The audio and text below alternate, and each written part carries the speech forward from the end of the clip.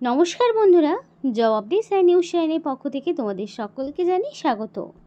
তো প্রত্যেকের জন্য একটা গ্রেট অপরচুনিটি, যে অপরচুনিটি তোমাদের 23টি জেলার পক্ষ থেকে জারি হয়েছে এবং এখানে তোমরা মিনিমাম মাধ্যমিক পাস যোগ্যতায় অ্যাপ্লিকেশন করার সুযোগ পাচ্ছ।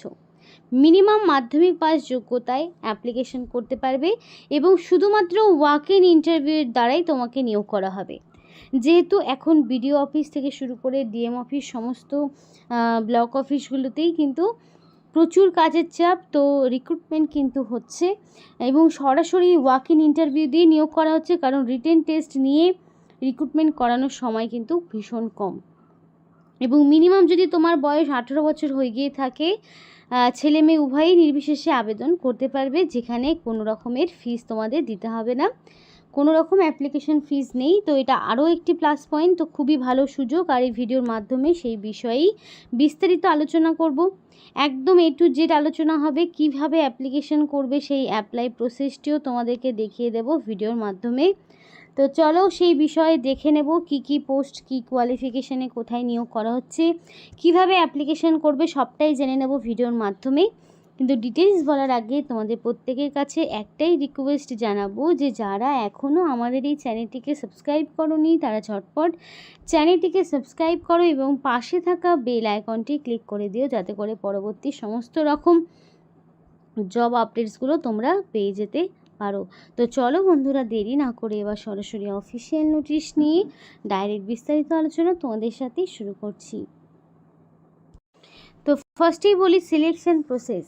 আগেই বলেছিলাম এখানে তোমাদের কোনো রকমের রিটেন টেস্ট দিতে হবে না, শুধুমাত্র ওয়াক ইন ইন্টারভিউ দিয়েই তোমরা নিযুক্ত হতে পারবে, যেখানে ইন্টারভিউতে তোমাদের 20 নাম্বার রয়েছে।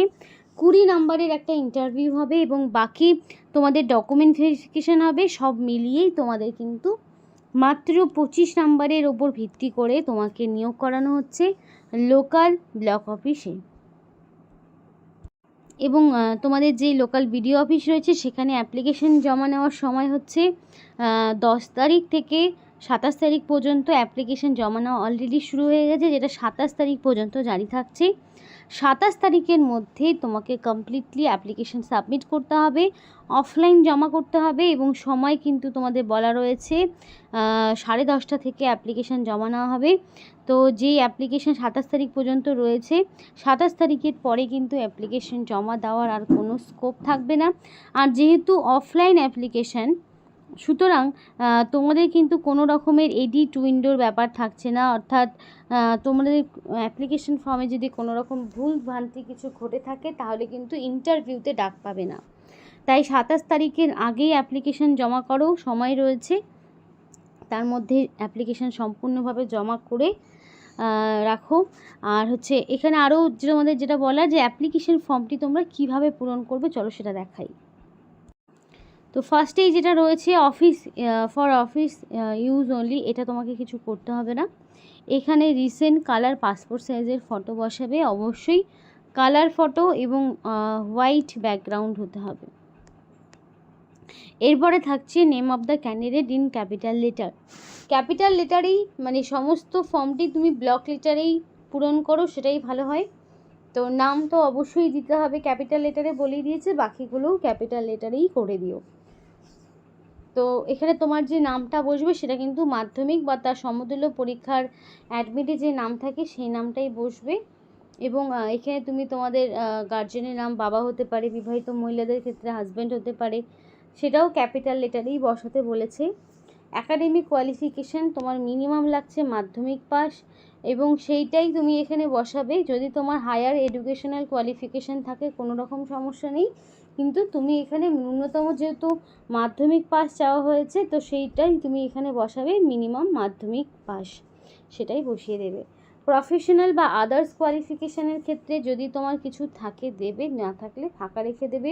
এক্সপিরিয়েন্সটা ম্যান্ডেটরি নয়, এক্সপিরিয়েন্স যদি থাকে তাহলে বসাবে, নইলে ফাঁকা রেখে দেবে।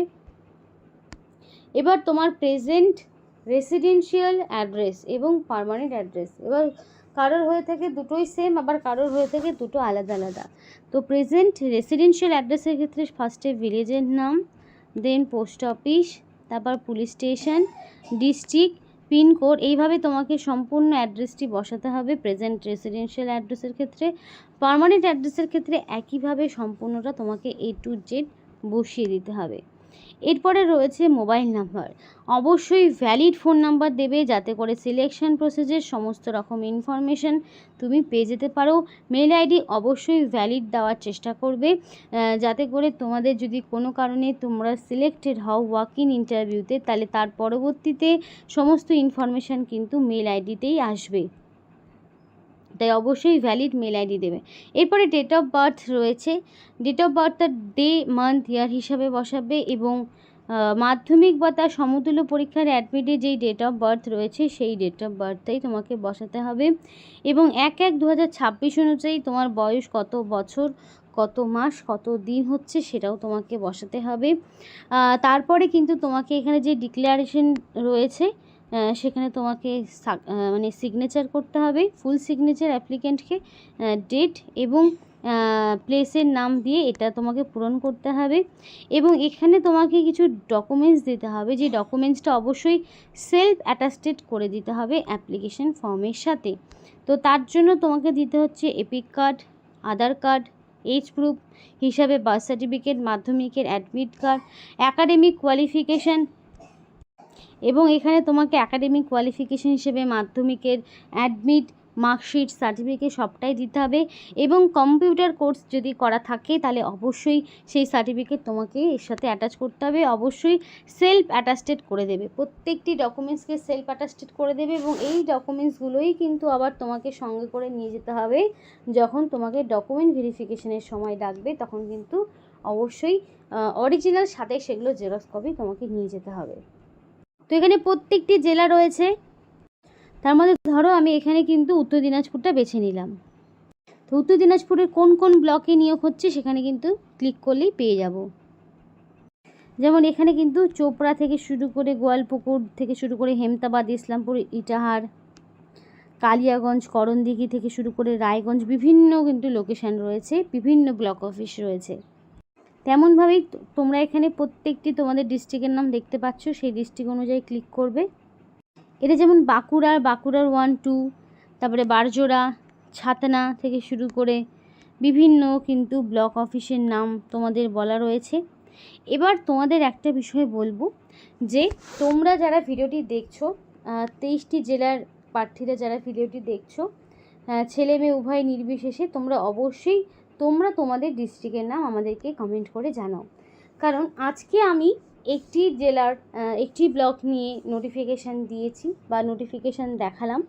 এই রকম প্রত্যেকটি 23টি জেলার যে বিভিন্ন ব্লক ওয়াইজ কিন্তু নোটিফিকেশান জারি হয়েছে। তো এক এক করে সেগুলো কিন্তু এবার সেগুলো নিয়ে কিন্তু ভিডিও আনার পালা।